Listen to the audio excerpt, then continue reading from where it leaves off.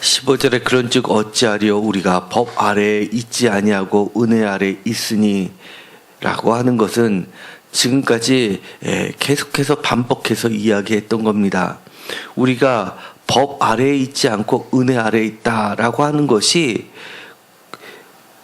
그럼 어떻게 구체적으로 우리 삶에 달라질 수 있게 되는지를 이야기합니다. 죄를 지으리요 그럴 수 없느니라 라고 하는 이 부분을 표준세번역에서는 이렇게 이야기합니다. 그러면 어떻게 해야 하겠습니까? 어찌하리요 라는 것을 어떻게 해야 하겠습니까? 라고 보다 적극적으로 표현하고 있습니다. 우리가 율법 아래에 있지 않고 은혜 아래에 있다고 해서 마음 놓고 죄를 짓자는 말입니까? 그럴 수는 없습니다. 라고 이야기합니다. 다시 한번 말씀드립니다. 은혜 아래에 있다고 해서 마음 놓고 죄를 짓자는 말입니까? 사실은 우리가 은혜 아래에 있다는 것을 너무도 잘 알고 있습니다. 왜냐하면 우리가 이 정도 죄를 짓는다고 해서 주님이 우리를 내치시지 않는다는 것을 우리 자신이 너무나 잘 알고 있다는 것을 전제하고 있습니다. 저도 정말 두 번 다시 용서받을 수 없다는 것을 철저하게 안다면 사실은 우리 삶이 달라질 수 있습니다. 그러나 하나님의 은혜를 너무 잘 알고 있기 때문에 사실은 이 정도는 하면서 알면서도 우리가 옛사람을 온전히 끊어버리지 못하는 것이 많이 있습니다. 우리가 대놓고 우리가 은혜 아래에 있으니까 죄를 더 짓자라고 하지는 않습니다. 그렇지만 실질적인 우리의 태도를 보면 사실은 정말 다시 한번 은혜가 있다는 것을 전제하기 때문에 이 정도는 하면서 지나가는 것이 사실은 너무나 우리 생활 가운데 많이 있습니다. 끊어야 될 걸 끊어야 되는데 끊지 못하는 것들이 아직도 많기 때문입니다. 10절에 이렇게 이야기합니다. 그가 죽으심은 죄에 대하여 단번에 죽으시며 그가 살아계심은 하나님께 대하여 살아계심이라 라고 하면서 11절에 이와 같이 너희도 라고 이야기하는 것은 예수님께서의 죽으심이 단번에 그리고 살아나심도 단번에 하나님께 대해서 살아 계시지만 영원히 죽으시고 영원히 살아 계신다는 것을 우리에게도 똑같이 적용하기 위해서 주님의 단번에 죽으심과 살아 계심을 이야기한 겁니다. 이 이야기는 예수님의 구원은 부분적이라고 이야기하는 것이 아닙니다. 무엇인가 부족하다고 이야기하는 것이 아닙니다. 주님은 완전하게 이루셨다라는 것을 이야기하고 그 은혜 아래에 있다는 것은 그런 주님의 완전하심이 우리에게도 적용된다는 것을 이야기합니다. 그러나 이 단번에라는 것을 사실은 우리는 자꾸 부분적으로 적용하고 있다는 것에 문제가 있습니다. 너희가 자신을 종으로 내주어 누구에게 순종하든지 그 순종함을 받은 자의 종이 되는 줄을 너희가 알지 못하느냐? 혹은 죄의 종으로 사망에 이르고 혹은 순종의 종으로 의에 이르니라 라고 이야기합니다. 여기서 보면 우리가 그럴 수 없느니라 라고 하고 그 뒷절에 너희가 알지 못하느냐라는 것을 보아서 사실은 우리가 알면서도 그러면서도 은혜 아래에 있다는 것을 알면서도 끊임없이 죄를 또 어느 정도는 또 짓고 있다는 것도 우리가 알고 있다는 겁니다. 대표적으로 간단하게 이야기를 하는 겁니다. 우리가 누구에게 순종하고 있는지를 누구의 말을 듣고 있는지를 다시 이야기하면 순종이라는 휘파코에라는 쿠어라는 말을 쓴다고 했습니다. 우리가 누구의 말을 휘퍼 아래에 쿠어 듣다가 합성된 단어라고 말씀을 드렸고 누구의 말을 듣고 있다면 그 듣는 사람이 우리의 주인이라는 겁니다. 다시 이야기하면 우리가 지금 현재 지배를 받고 있으면 표준세번역에 이렇게 이야기합니다. 지배를 받고 있으면 지배를 받는 자의 종이 되는 줄을 너희가 알지 못하냐라고 이야기하는 겁니다. 지금 현재 내 삶이 지배받고 있는 모습이 있다면 사실은 그것은 그 지배하는 거에 종이 되고 있는 겁니다. 여러 가지 이유를 사실은 우리가 지배를 받으면서도 변명을 합니다. 사실 구원에는 변명이 없습니다. 변명이 많아진다는 이야기는 그만큼 우리가 무엇인가 찜찜하다는 것을 전제하고 있습니다. 그렇기 때문에 사실은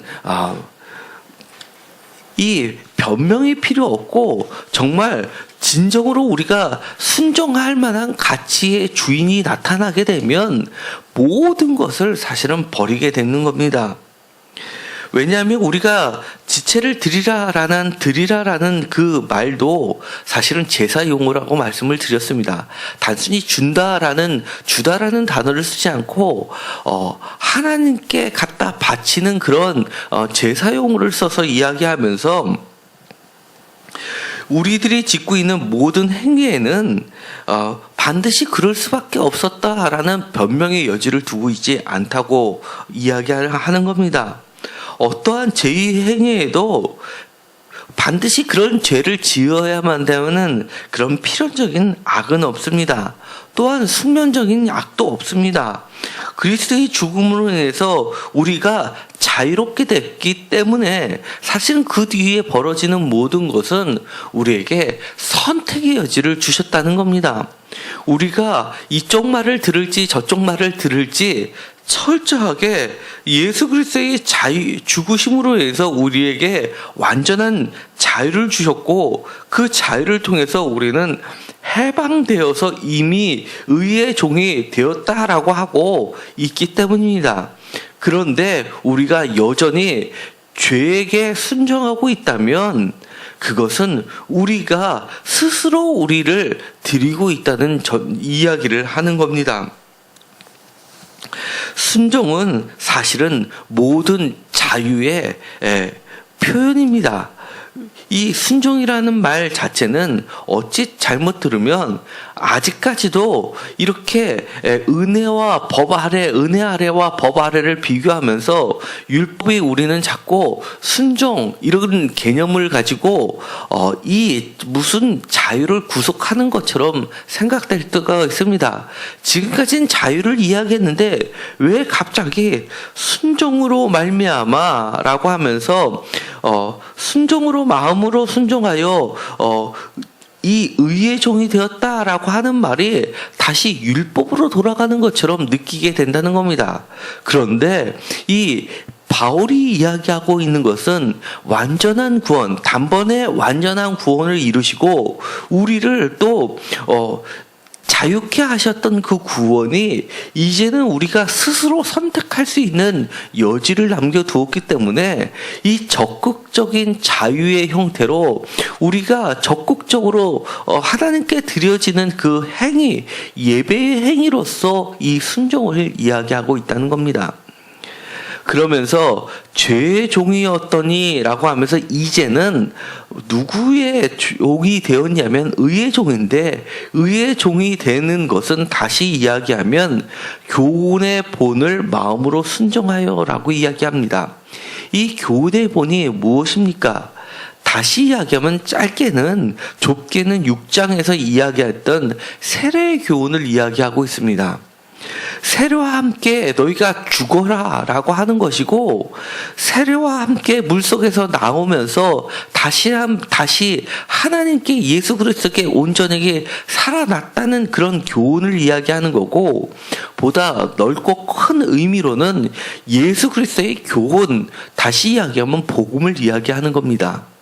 그런데 우리가 이 교훈의 본을 듣는 데에 떠나서 다른 것들에 대해 마음을 쓰고 있다는 겁니다.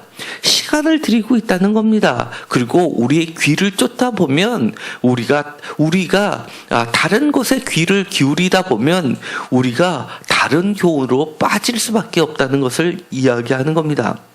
그래서 초대 교부들은 세상을 떠나서 사망으로 들어간 교부들이 많이 있었습니다. 그리고 자신의 시간을 온전히 하나님께 드리기 위해서 자신의 마음이 뺏기기 쉬운 세상적인 것을 끊으려고 애쓴 사람들이 있었습니다. 물론 지금은 그런 형태를 개신교에서는 추구하지 않습니다. 왜냐하면 우리들이 살고 있는 이 세상이 비록 바빌론과 같은 세상이지만 우리가 딛고 살아야 되는 또한 세상이고 삶터이기 때문입니다. 그러나 그들이 취하려고 했었던 그 본래의 취지만큼은 우리가 받아들일 필요가 있습니다. 세상에 살지만 세상의 소리를 쫓아가지 않으려고, 세상에 살지만 세상의 시간을 뺏기지 않고 우리의 마음을 예수 그리스도의 교훈의 복음의 교훈을 쫓아가려고 애쓰고 거기다가 시간을 투자하고 그리고 모든 마음과 생각을 집중하려고 하는 그런 태도만큼은 사실은 우리가 분명하게 배울 필요가 있습니다. 자꾸 듣다 보고 자꾸 시선을 뺏기다 보면 예수 그리스도의 교훈에 자꾸 시선과 생각과 마음과 시간을 들이다 보면, 다시 이야기하면 현대적 얘기로 하면 투자하다 보면, 성경적 용어로 이야기하면 순종으로서 들이다 보면 우리가 조금씩 법 아래에 있지 않고 은혜 아래에 있다는 것을 우리 자신도 분명하게 알게 됩니다. 이 교훈의 본이라는 것은 5장에서 이렇게 다른 말로 표현을 했습니다. 그것을 5장 10절과 11절에 구원 또는 우리 주 예수 그리스도로 말미암아 하나님 안에서라는 말로 표현하고 있는데, 한마디로 그거는 즐거움입니다. 이렇게 하는 것, 세상의 기쁨을 쫓아가지 않고 그것과 단절시킴으로써 우리를 교훈의 봉헌으로 집중시키려는 것은 단순히 고난을 이야기하는 게 아니라 세상이 줄 수 없는 하나님의 기쁨으로 우리를 채워주시기 위함이라는 것, 그 사실을 안다면 사실은 우리가 적극적으로 마음으로 순종할 수 있다는 겁니다. 그것이 억지로 하는 것이 아니라 우리 스스로 우리에게 구원과 함께 주어진 것, 해방과 함께 주어진 것, 자유입니다. 죄의 종에서 자유함을 주셨는데, 이 자유가 이제는 적극적으로 순종이라는 형태를 띠면서 이 순종으로 적극적으로 교훈의 본에 마음으로 따르는 것, 결국 그것은 우리에게 기쁨을 주시고자 한다는 겁니다. 때로는 우리가 살면서 하나님의 말씀보다 사실 더 달콤한 것들이 많이 있어 보입니다. 그러나 그런 것들은 최종적으로는 마약처럼 겉으로는 달콤하지만 우리를 파멸로 이끄는 것이라는 것은 우리는 반복적으로 삶 속에서 알고 있습니다. 사망이 정말 사망의 형태, 누가 보더라도 추악한 형태의 모습으로 우리에게 다가온다면 어찌 그게 유혹이 되겠습니까? 속은 사망이지만 겉으로는 정말 아름답고 기쁨이 넘치는 것 같고 그런 형태로 다가오지만, 그거는 주님이 이야기하는 것은 분명한 유한성이 있다는 겁니다. 정말 한정됐다고 이야기하는 겁니다. 영원하지 못하다고 하는 겁니다. 그러나 주님이 주시는 것은 겉으로 보기에는 뭔가 고통스럽고 정말 들어가기 위해는 죽음이 따르고 그것은 십자가의 모습처럼 띄고 있기 때문에 우리는 복음, 십자가의 교훈 이라고 이야기하지만 사실 거기에는 그 예수 그리스도가 하셨던 그 길대로 따라가는 것이 오히려 유한성이 아니라 무한성, 영원한 기쁨, 구원, 이 해방, 자유, 이런 것들이 주어진다는 것을 다시 한번 분명히 바울은 이야기하는 겁니다. 그래서 우리에게 주어진 그 자유를 정말 순종이라고 하는 적극적인 자유로 너희가 하나님께 스스로 드리라라고 이야기를 하는 겁니다. 오늘도 우리에게 결코 위축될 수 없고 결코 매여 있을 수 없는 그 자유함으로 하나님께 정말 속박이 아니라 기쁨과 즐거움으로 드리는 삶의 예배가 되기를 간절히 기도합니다. 기도하고 마치기로 하겠습니다. 하나님, 우리가 때로는 은혜 아래에 있다고 하면서 여전히 법 아래에 있는 것을 어느 정도는 즐거워하면서 지내는 경우가 많이 있습니다.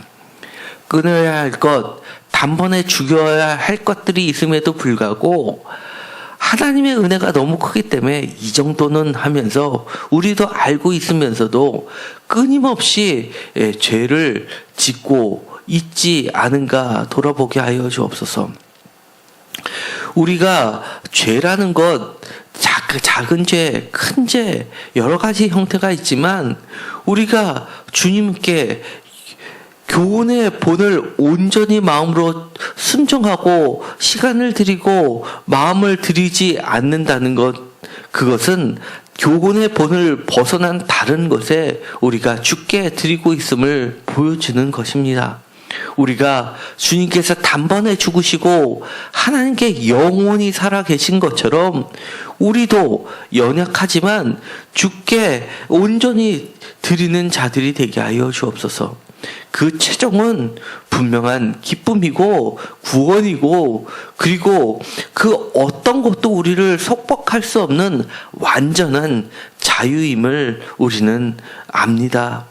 온전히 기쁨으로 누릴 수 있게 하여 주시옵시고, 우리에게 주어진 모든 것을 우리가 보다 적극적인 자유, 즉 의의 종에게 순종하는 것으로 주께 나아갈 수 있게 하여 주옵소서. 더 이상 다른 것들이 우리를 지배하지 못하게 하여 주시어서, 비록 우리가 세상에서 바빌론 같은 세상에서 산다 하지만, 비록 우리가 사막으로 가지는 못하지만 세상에 살면서 온전히 주께 우리의 마음을 쏟는 자들이 되게 하여 주옵소서. 예수 그리스도의 이름으로 기도드렸습니다. 아멘.